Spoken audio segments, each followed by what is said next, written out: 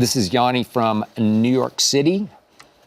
What do you consider the biggest break in your career?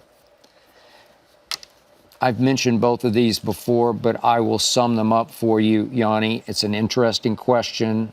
And speaking of God being good to me, He has been very, very good to me. I have been blessed twice in my life by my sophomore in high school English teacher, who was also the journalism teacher, who read a first week of school book report that I wrote on a sports book, ripping it to shreds for being, or at least feel like it had been written overnight in one night. She demanded, did Liz Burdett, that I come into journalism and write sports columns for her twice a week. I'd never written a word beyond my name.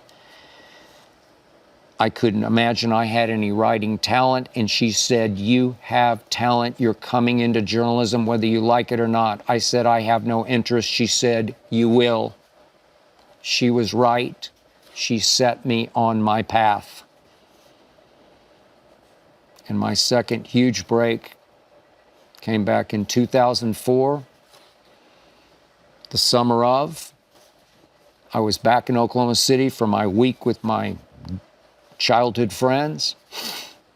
They were all downstairs eating breakfast. Of course, I was upstairs on the treadmill, flipping around on the TV, trying to find something to get me through my hour of treadmill. And I landed on this show called Cold Pizza. It was maybe a month or so old. And I yelled down the stairs to my friends eating breakfast, hey, you guys, turn on ESPN2. You got to see this show, Cold Pizza. It's terrible. Fatefully, a month later, I was hired by the great Mark Shapiro to join Cold Pizza as a debater because he needed to sports up a show that was struggling to find its niche in the ratings.